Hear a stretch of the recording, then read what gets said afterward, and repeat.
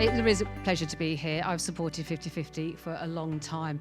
My own journey through the Labour Party, we had all-women shortlists forcing men in the Labour and trade union movement to adopt women. It was the way we made it work. Parliament is overwhelmingly now with this amount of women through the Labour Party because we made that happen. I know other parties have got different ways to make this happen, but without structural change, it won't happen. So keep going with that one. But stand wherever you want to and do whatever you want to. Go for it. It's a fantastic opportunity. I've been active in the Labour Party for some 40 years. Being in government is absolutely brilliant.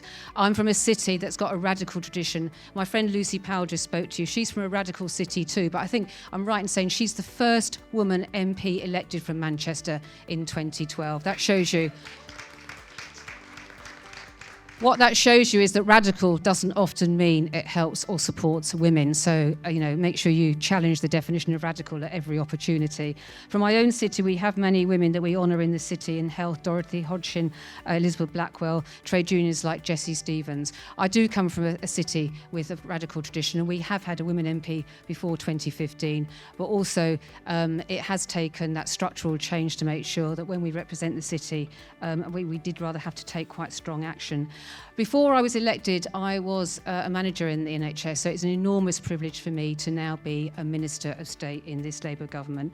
And a key part of our mission is around fixing women's health. And we heard, I think, from Shobna some of those challenges that we do face, not just the waiting lists, but the culture, the approach and the listening to women that we hear so much about. And I'm involved in many debates here in Parliament around women's health services and maternity in particular, reducing inequalities, and particularly for black women that often at the very bad end of those particularly maternity services being highlighted, is a key part of what we want to do.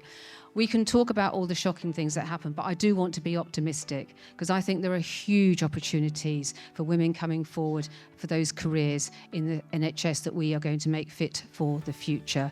Huge opportunities in the workforce, huge opportunities for us to fix the inequalities. And if you want a job with us, we're recruiting as well as changing things as well. We do need to change the system. I learnt my politics the hard way through times of opposition.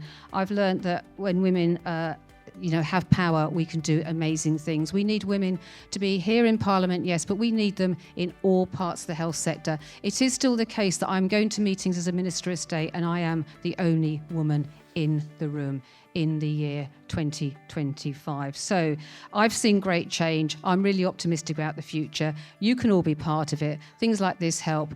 Whatever your dreams are, go for them.